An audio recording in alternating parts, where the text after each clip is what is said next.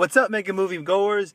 This is the Megacast review of Batman v Superman: Dawn of Justice. We just got out of the theater.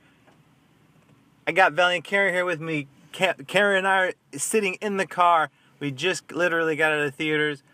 We're starting recording right away so we can get our thoughts out there and get our review of this movie out to you guys for those who are interested.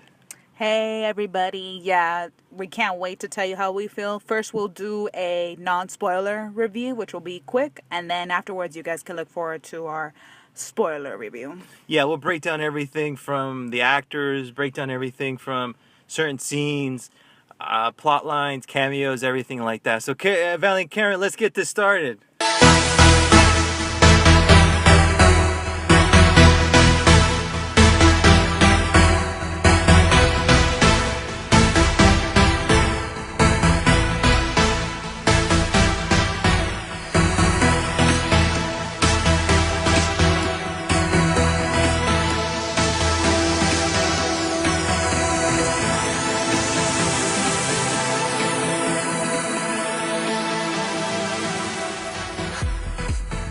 Alrighty then, let's see, what did I think? On a scale of 1 to 10, I'd give the movie, I'm going to give it an 8. How about you? Yeah, Karen, I got a lot to say. It's a lot to process right now. What comes to my mind, and it's hard because, again, I want to impress upon everybody, we literally just walked out the theater. Right. First thing we did is fired up, the mic here and just give our impressions fresh. We're going to shoot this out to get it processed. There may not be a lot of graphics or there may not be a lot of stills like we usually have in our videos because we just, like I said, we want to get this out as soon as possible. But for right now, what I want to say is that I can't decide if this movie is A, a train wreck, B, just a big yo-yo that kind of has you on a string going back and forth, and not in a good way, not like a good roller coaster or a good yo-yo where it's like action, calm, action. Just a yo-yo in the sense that it's just going all kinds of different directions and you just don't know what they're going to throw at you next. The last metaphor I want to use is that this is like a muscle car where it's just all engine and it'll go fast and it's got a lot of power, but it's just not a good ride. It's not a good car and it's not streamlined. It's not your Lamborghini, right? Yeah, for example, real quick, it's like a Dodge Viper. A Dodge Viper's got a lot of energy. A Dodge Viper has a lot of horsepower, but it's just not the best muscle car. Some people will like this movie, just like there's people that like the Dodge Viper, but this is not your Porsche where everybody's like, wow, that Porsche 911 Carrera, hot car. This is not that kind of movie, if everybody can follow what I'm trying to say. It's just too front-loaded. There's a lot going on, and it makes it difficult to follow along at times. Again, we're going to do spoiler segments here after this. This is just our overall thoughts of the movie. I just gave mine. Karen, I know that when we were waiting to see if there were any end credits, you were talking to somebody next to you, and he had an opinion. So this is definitely a lightning rod movie. You're either gonna like it and you're gonna be like, okay, cool, I dig it, or you're gonna have a sour taste in your mouth and just be like, what are they doing? What's going on here? I have no idea. Yeah, I could tell that right after the credits finished, I looked over at you and I said, oh man, I don't think he liked this movie. And there was a gentleman that was sitting next to me and, we started talking, and the thing that we both agreed was that if you're a DC fan, you will like this movie because it does have some comic book elements to it that are true. What I did feel the movie did have was there was a lot of overlapping in this film. Some things were a little forced. I know some people will say everything was forced. I can see that, but to me it wasn't. And in the beginning, it was slow paced. And then at one point I said to myself, where's all the action, Where's all the fight scenes and everything like that? Now, obviously, Karen, this movie is called Batman v Superman, so let's just kind of dig in there. Let's sink our teeth into that. I think that Batman in this movie was well served. I think the Batman was well served. I think Ben Affleck did a great role with him. If we all kind of know Batman, we know what he's about.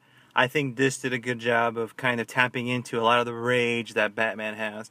So obviously we've seen the trailers. We know that he loses people. He loses Wayne Enterprises, or specifically Wayne financial people, in the Metropolis disaster. Right. So it basically takes him back to his childhood. It basically takes him back to the point where his parents were killed right in front of him. And I think this movie did a great job of tapping into that rage. And Ben Affleck shows that even after everything he's done, even after he becomes Batman, even after he fights crime for, they say in the movie, about 20 years, he's still got that rage. And that rage is still always there on the surface. And seemingly no matter what he does, it's still there. And he's definitely a tortured character where obviously we see the bat suit. We're going to get into that, I guess, in our spoiler one. I'm sorry, we see the Robin suit. We'll get into that in our spoiler preview, or review, I should say. But for all his rage, to borrow Smashing Pumpkins lyric here, for all Batman's or Bruce Wayne's rage, he's still just a rat trapped in a cage. That definitely comes out in the movie. And no matter what he does, he's still just not enough. And there's even a part in the movie where he just talks about his legacy and he talks about what he is about. And I think that this movie served Batman justice. What do you think, Valiant Karen? Yeah, this movie did serve Batman justice. Like we said in the beginning, how, we already know what happens with his parents and everything, and then how he becomes Batman. So we're like, okay, we don't need another origin story. We'll save that for the solo Batman movie. But Ben Affleck did a good job portraying the character. I was never bored with him on screen. Fast forward to Superman. I'll let you go first this time, Karen. What did you think of the Superman character slash Henry Cavill slash Clark Kent? Yeah, I did like Henry Cavill. I know some people didn't. This time, I thought he was okay, to be honest with you. I really feel like Henry Cavill could bring more to that character, to be honest with you, but it wasn't, like I said, I wasn't bored with Batman. Wasn't bored with Superman, but I just felt that some of the stuff between him and Batman felt a little forced. Those parts I did felt, especially when Lex Luthor came in, which I'm sorry to say that's my least favorite character in this movie, but I think Henry Cavill will do better in the future with the movies. But what I did like was him as Clark Kent for the Daily Planet. I did like him as that. I did like his relationship with Amy Adams. I think they have good chemistry. Good point. Let me hop in real quick. If you definitely, when you go see the movie, the chemistry between the characters of Clark Kent and Lois Lane in this movie is definitely off the chart. It takes Lois and Clark in places that we really haven't seen before. This isn't Margot Kidder and Christopher Reeve, and it's not Brandon Routh and Kate Bosworth. and thank you, Kate Bosworth. It's definitely not that. This is a very much, Lois and Clark, and it's very passionate between them, and that is one of the good parts of the movie that I will get. And again, give credit to Henry Cavill and give credit to Amy Adams. Going back to Superman specifically, I think this movie did do Superman some justice. It really, to a certain extent, is about Superman. The plot, for the most part, we've seen it in the trailers, but that's sort of the underlining theme right there. And if they had run with that a little bit more and spent a little bit less time trying to universe build with Justice League and try to throw other things in the movie that kind of were forced, that didn't make sense, I think this would have been a really, really good movie, because at times that's when the movie excels. And if you could have complemented the things they were trying to put into it, putting Superman as a godlike character, to a certain extent, Superman and him trying to be a shining light, be good, and all this swirling around him, all this controversy, all this corruption from Lex, from the U.S. government, even from Batman, and like I just talked about a few minutes ago, his rage. Superman just kind of taking that all in and just trying to be pure and just trying to keep himself sane. I think that would have been good, and if that could have been the core of the story, along with a little bit some Batman thrown in, and fight scenes bouncing off of that, I think this movie would have been great. But it doesn't. It kind of just starts to splinter in different directions, and it makes it difficult to and it makes it a difficult watch at times, and it doesn't make it as enjoyable. sticking with Batman v Superman, that dynamic, Karen, I was disappointed with the fight scenes. I thought that we would get 2, maybe 3 fights between Batman and Superman, just all out, balls of the walls action. That just didn't happen. It happened once, and I'm disappointed with that. There was action in the movie, but the main action should have been between Batman v Superman, hence the title of the movie. So I was disappointed that didn't happen more often. I think they really missed a chance to at least make it more eye candy and cater to the fans a little bit more in that. That's what we really wanted to see, because we probably won't see it again. When will Batman Superman fight again? Because now for the most part they're not going to do that again. Yeah, unless they do Batman v Superman too.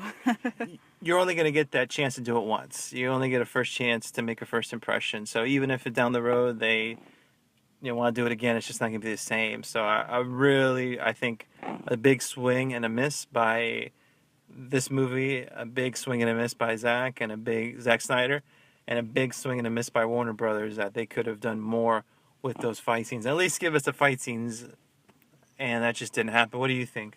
Yeah, like I said, going in like after, literally we don't see the fight scene until literally like the third act of the movie, Right, right? like 3/4 of the way into the movie. Yeah, and I'm thinking to myself, okay, at least give us a little fighting here, little fighting there, but no, I was like, okay, I was waiting for it and everything, and because, these are our superheroes, and then I'm like, where are you guys? Yeah, these are our icons, and I thought at least our icons would interact a little bit more, and they just don't, unfortunately, in the sense of Bruce Wayne and Clark Kent interact a couple times. Right. And that's kind of cool, but I wish we would have seen more interaction between Batman and Superman. Like they were setting it up as Son of Gotham. I'm sorry, like as if they were setting it up in the marketing with Son of Krypton, Bat of Gotham.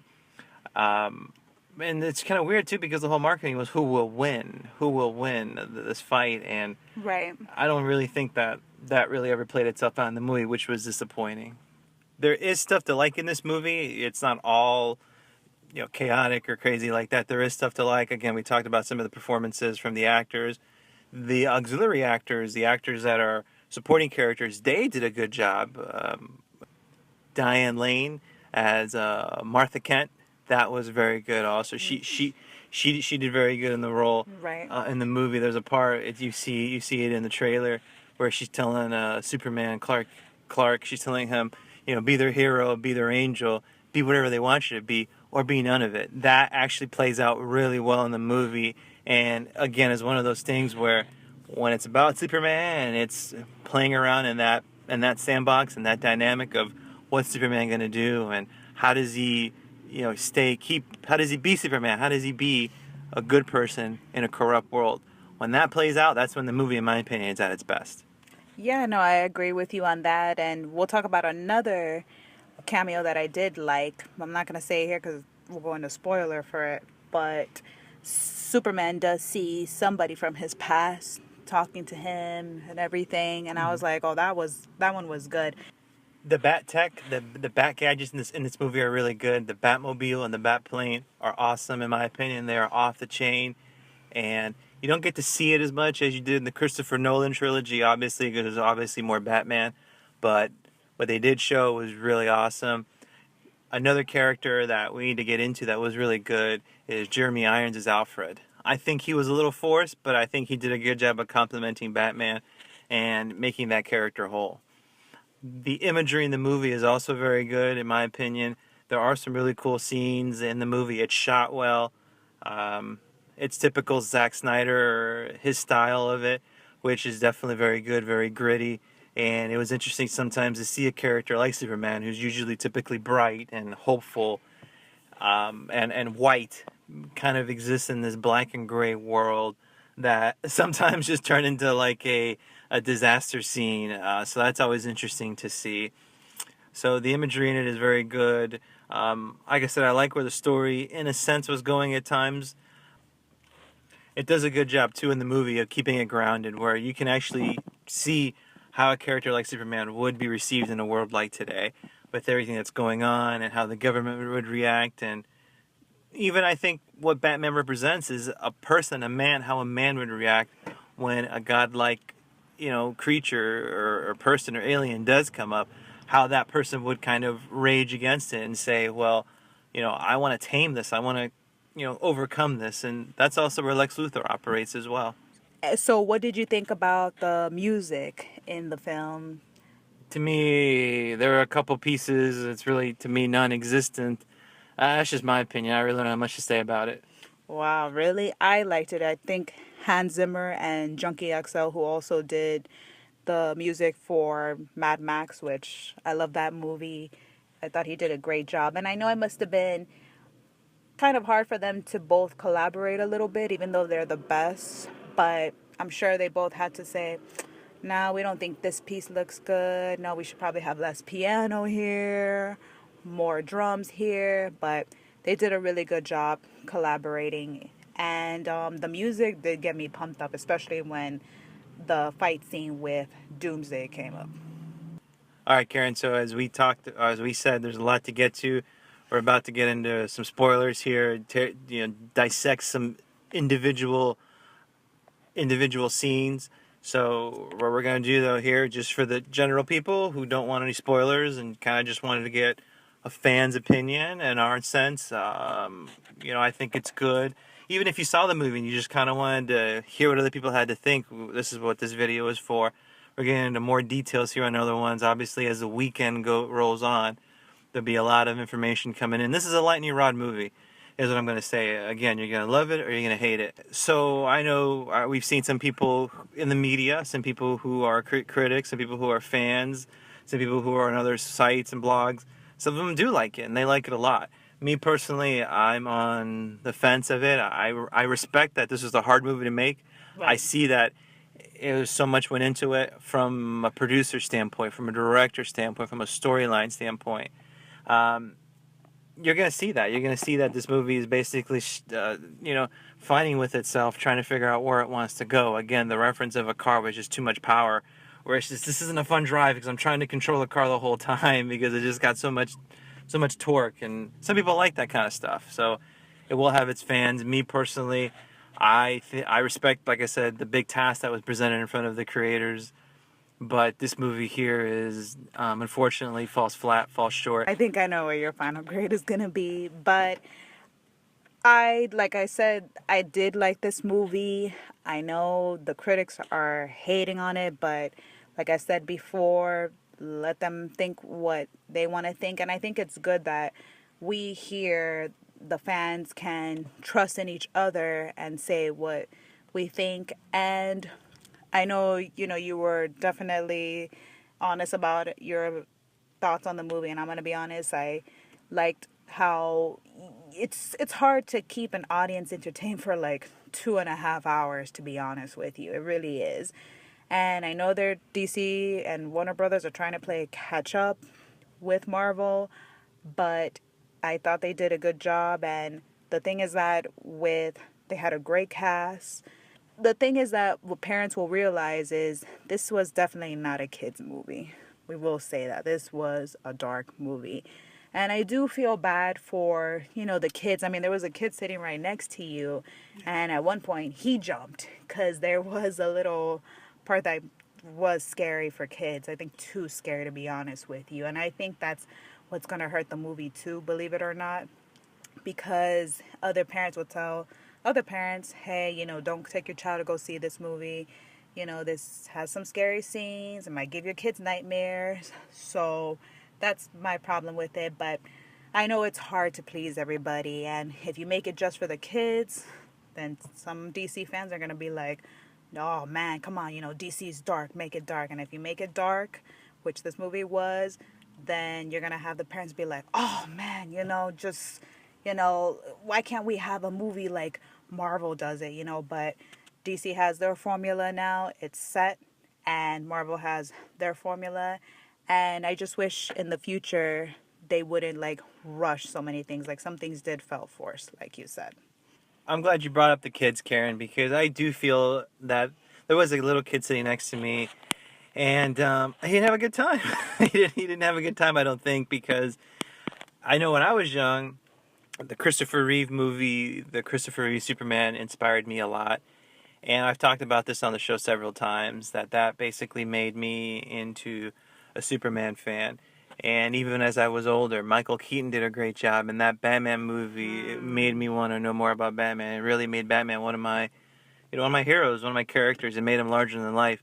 I don't think that happened this time. So I do wonder how that's going to play out down the road. I think it'll get fixed, and maybe DC was just saying, well, we'll just throw everything here. We'll throw everything, including the kitchen sink, into this movie, and then later on, we'll go ahead and trim some stuff away and drill down more into the characters, which is a strategy. I don't think it's a good one, but I guess I could see that. So having said that, I'm gonna sum up my thoughts on this movie, and then I'll let you do the same thing, Karen. This movie is basically, it crumbles under its own weight. There's too much pile on top of it, and the structure unfortunately just wasn't strong enough to hold it. And this movie just unfortunately just isn't that good. And good effort though. I definitely respect the effort. I love some elements. I love the design elements in it. I didn't talk about the Batsuit earlier, but I love the Batsuit. We'll get into more of that when it comes to spoilers. But unfortunately, this movie just falls under its own weight. It collapses under its weight, and because of that, I have to give it a C. Oh, really? Wow. I thought you were going to give it like a D, to be honest with you. No, like I said, I respect it. I think they had a lot to go, and there are good parts of it, and there are parts that I really did enjoy. I really enjoyed the Bruce Wayne, Ben Affleck Batman. I did think Henry Cavill did a good job. I did enjoy his relationship with Lois Lane, the Amy Adams, Henry Cavill, like we said earlier. There were some cool parts where I was just waiting for things just to take up to another level, but they just never did. The fight scene with Batman and Superman is pretty cool. I wish it would have gone on a little bit longer, but it, like we say when we don't have control over these things, it is what it is, and therefore it's an average movie, not terrible, not great. That's why I gave it a C. Alrighty then, I respect that. I'm gonna go ahead and give it a B plus, and visually it was good.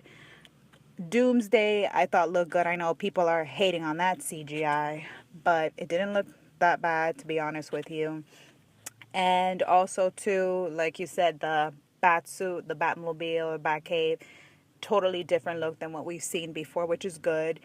And going back to the kids, this is launching to a whole new generation for kids. And when they see Batman, they're going to be scared, I think, a little bit, because they're like, oh my gosh, they're like, we don't remember Batman being like this. But that's why we've got Lego, the Batman movie, coming out next year. So hopefully that will take kids back to not getting scared. Because there were some elements in the movie that were not just dark, but also a little that could give you nightmares, to be honest with you. But that's my final grade, and I gotta give it to Zack Snyder because he did a lot to do it. And of course it'll say executive producer Christopher Nolan, but we know that this was Zack's movie. And I gotta ask you about your boy. I'm just kidding, Jeff Johns. I know you're not happy when he's involved with these movies, right? There were, I noticed at the end credits, there were a lot of comic book creators involved. Dan Jurgens, who had a good run on Superman. Jeff Johns, obviously. Jim Aparo, which is a famous Batman drawer. A couple other ones that just registered at the time, but I can't remember off the top of my head. But those are just two names that stand out at the time. And I think that hurt the movie, because I want to say that all these characters are just pumping too much information into this. And we'll get into it with more spoilers, but there were some scenes that were reminiscent of the comics, which is cool. If you're a comic fan, you're like, I remember that from this story arc. I remember that from this story arc. Right. But again, they're trying to mash it all in together, and that's why the movie crumbles under its own weight. So, I almost want to say right now, Valiant Karen, that in the future these movies, as much as it pains me to say, probably need to divorce themselves a little bit from the comic book creators. That they should meet with them once or twice. Of course. And that's it. And just kind of get your own information. But for the most part, don't try and recreate the comic to a certain extent and then throw it into the movie, somehow force it in. Yeah, because you really don't see Bruce Timm, who does a fantastic job with literally all the animated series, and they're my favorite all time. Which, yeah, Batman the animated series, Justice League, and supposedly, well, no, we are gonna get a new Justice League animated show, and Bruce Timm is also gonna helm that. You don't ask Bruce Timm, and you also don't ask James Tucker, who also worked with Bruce Timm doing Justice League. Oh, here, guys, come on, let's do a movie, and we're gonna need your input. No, you don't do that. So I do agree that they do need to like start separating themselves from them, because sometimes, This is the end result, because when you had a movie that, like I said, is just all over the place at times. That's why the Christopher Nolan trilogy is so good, because right, Chris Nolan didn't go around asking Bob Kane, the creator of Batman, necessarily for his opinion. Didn't go around talking to Frank Miller, who had obviously his Dark Knight run, or a longtime Batman editor, Dennis O'Neil. right. Chuck Dixon, who wrote Detective Comics for a long time. I really don't see those elements in a Christopher Nolan movie. And that's cool. I think that Chris Nolan had his own standalone vision, and that's why those films are so successful. Definitely, they have that realistic approach. When we're going to look to the spoiler review is when we know that when other parts or other members are coming in, it's like, now when I think about it, I'm like, you know what, you're right, that did feel a little forced, to be honest with you. But we'll see what happens in the future. Zack Snyder, you need to go ahead now, produce the next movie with your wife Deborah, and just let somebody else come in and take the director's seat. Yeah, I'd like to see some fresh air come in at this point. I feel a little bit like been there, done that, and I'd like to see somebody else's vision come into play. And that's why you brought up Jeff Johns. That's why you brought up Jeff Johns. I love Jeff Johns. Don't get me wrong. I love you, Jeff, for what you do and writing the story arcs that you have, the Green Lantern rebirths, the Flash rebirths. I love those. Those are classic storylines, and they are a pillar of what's being here today. We got here because of things like that, but that's it. Let's not try and bring elements into it all the time. And I know he's heavily involved with these from a creative process, and I respect that. But I just think that for the sake of not having too much going into this, let's just start to kind of separate ourselves a little bit from this. Well, anyways, mega movie goers, we want to let you know, obviously, that there's more Batman v Superman coverage, Dawn of Justice coming up here. A lot of spoilers, a lot of things to get into, Karen. So much to talk about. Fans, if you haven't seen the movie, what fans, if you haven't seen the movie, so much to cover. Fans, if you have seen the movie, definitely leave your comments whether you liked it or not. What grade do you give it? Right. Leave that in the comments. Make sure to subscribe for everything else coming out with Batman v Superman over the next few days, but over the next couple months. One thing I do want to say, Valiant Karen, before we sign off on this part here, is that this movie isn't gonna do well financially. It's just not. It'll. Really? You still think it won't? Yeah, opening weekend, I think it's gonna have a tough time breaking, going past about 350. We'll see. I just don't think it's gonna go past 350, and I can't see this movie placing anything higher than top 15 on the all-time movies. So like I said, again, a huge missed opportunity by the business side, by DC Entertainment and Warner Brothers. Any final thoughts, Valiant Karen? You know what? People are still going to be curious, to be honest with you. So they're going to go see it. Even if they see it once, that will still do good for the movie. I think it will still make $1 billion at the box office.